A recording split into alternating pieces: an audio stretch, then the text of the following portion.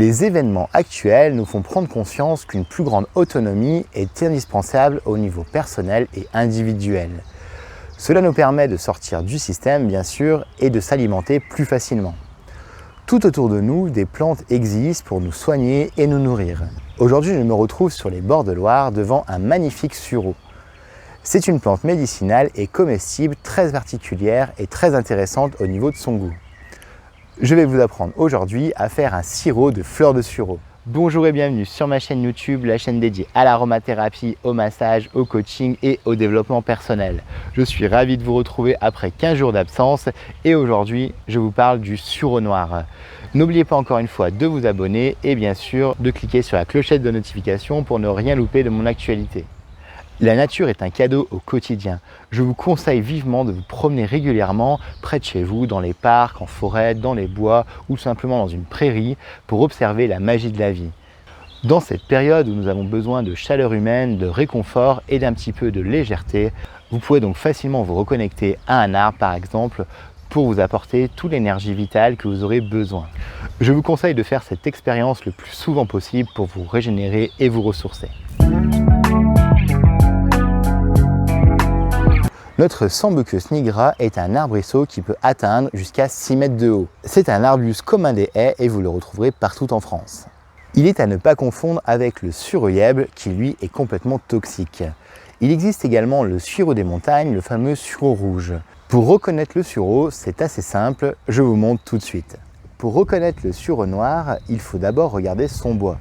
Contrairement au sureau qui est toxique, encore une fois, le sureau noir fait du bois. Donc ou un tronc ou tout simplement des ramifications de tronc. Donc comme vous pouvez le voir, ce sureau fait des ramifications de tronc à sa base. En ce qui concerne ses feuilles, elles sont d'un vert assez glauque, comme vous pouvez le voir. Elles se présentent sous un foliole de 5 feuilles en général et elles sont opposées. Ces feuilles dégagent également une certaine odeur un petit peu terreuse de tubercule. Vous allez donc pouvoir prendre une feuille et la froisser directement sous le nez. C'est une odeur qui n'est pas forcément très agréable, mais qui permet de reconnaître le sureau. Au niveau de ces fleurs, elles sont très parfumées, à l'odeur très florale, très musquée et assez sucrée. Comme vous pouvez le voir, c'est un regroupement de fleurs à 5 pétales. Les fleurs de sureau peuvent être d'un blanc crème jusqu'à un petit peu jaune. Donc il sera facile de les reconnaître grâce à cette couleur.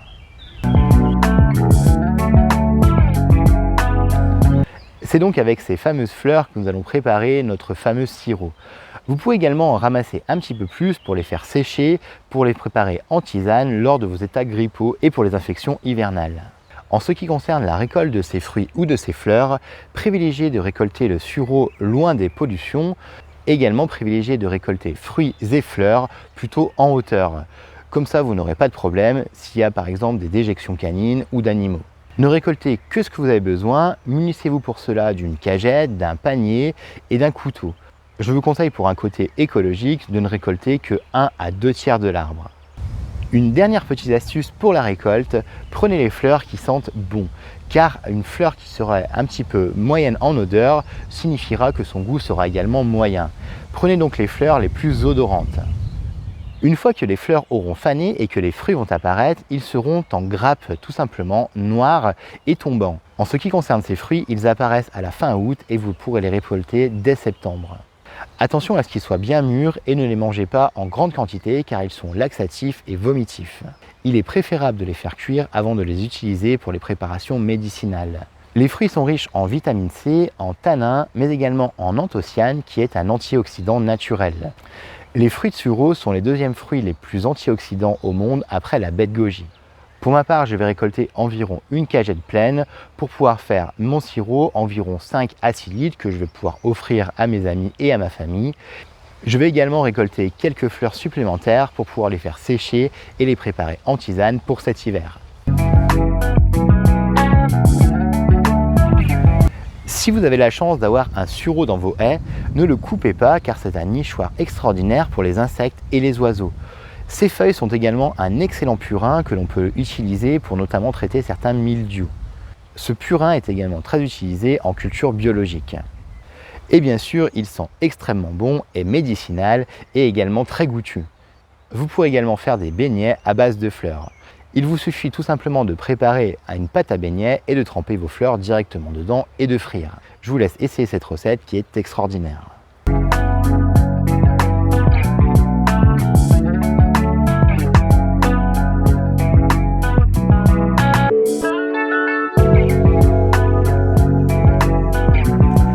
Après cette récolte, nous revoilà donc à l'intérieur pour préparer la délicieuse recette de sirop de sureau. Donc voilà à peu près ma récolte d'aujourd'hui.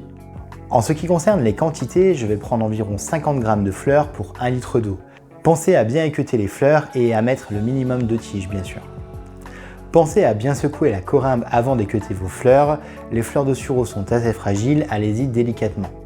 J'ai un bol d'environ 150 g, je vais mettre 4 litres d'eau pour ma préparation. Pour ma recette, je vais partir sur une décoction.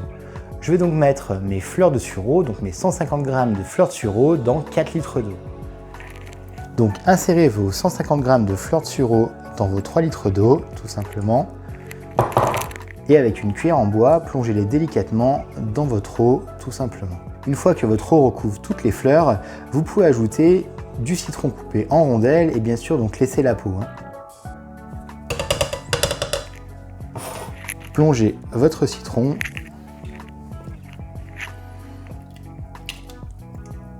Immergez-le bien dans l'eau. Vous allez donc pouvoir recouvrir votre casserole et tout simplement mettre à feu fort.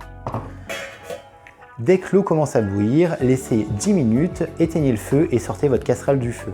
Vous allez pouvoir laisser macérer 24 heures votre préparation et revenir le lendemain pour ajouter votre sucre et préparer votre sirop. Après 24 heures de décoction, notre sirop est enfin macéré, nous allons pouvoir le filtrer et ajouter le sucre pour pouvoir le faire chauffer à feu doux. Voilà notre préparation, je vais donc la filtrer. Pour ce faire, je vous conseille d'utiliser un récipient, mettez une grande passoire par-dessus. Je vais donc tout simplement prélever mes fleurs dans ma passoire. Dernière petite astuce, je vous conseille de presser fortement toutes vos plantes et votre citron dans votre bol afin de le remettre dans votre casserole pour extraire tous les sucs. Vous pouvez donc tout simplement avec le dos de votre cuillère presser fortement votre plante ou si vous en avez un, utilisez un sac à jus. Une fois les sucs des plantes et du citron extraits, versez-le dans votre casserole et nous allons pouvoir commencer à faire chauffer et ajouter le sucre. En ce qui concerne mon sucre, normalement pour un sirop digne de ce nom, c'est 1 kg pour 1 litre d'eau. Sincèrement, je trouve que c'est trop sucré et beaucoup trop pour du sirop. Je vais mettre environ la moitié de sucre, donc 500 g. Je vais donc mettre environ 2 kg de sucre pour mes 4 litres d'eau dans ma casserole. Je vais lancer ma préparation à feu moyen et je vais incorporer mon sucre. Donc pensez à incorporer votre sucre tout en mélangeant. Il est impératif de mélanger afin que le sucre ne colle pas à la casserole. Laissez toujours votre marmite à feu moyen.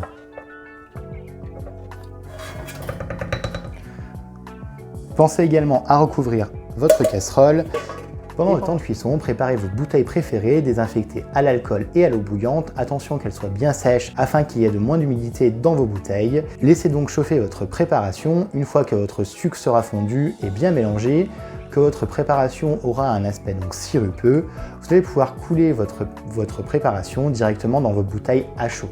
Voilà, donc ma préparation est prête, mes bouteilles sont désinfectées à l'eau bouillante et à l'alcool, je les ai laissées environ une quinzaine à vingtaine de minutes trempées, bien séchées également. J'utilise un entonnoir, une deuxième passoire pour un deuxième filtrage et tout simplement, je vais utiliser une louche et remplir mes bouteilles.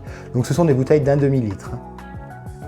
Voilà, le sirop est donc mis en bouteille et il ne reste plus qu'à l'étiqueter. Vous pouvez donc utiliser de jolies étiquettes si vous offrez les bouteilles à vos amis et à votre famille. Pensez à mettre donc sirop de sureau et de citron et bien sûr la date de la fabrication de la mise en bouteille. Votre sirop de sureau se conserve environ 1 mois au réfrigérateur, donc vous pouvez l'utiliser avec une eau bien fraîche, une eau gazeuse par exemple ou encore une limonade. Et si vous avez des idées de cocktails, n'hésitez pas à m'en faire part pour les partager.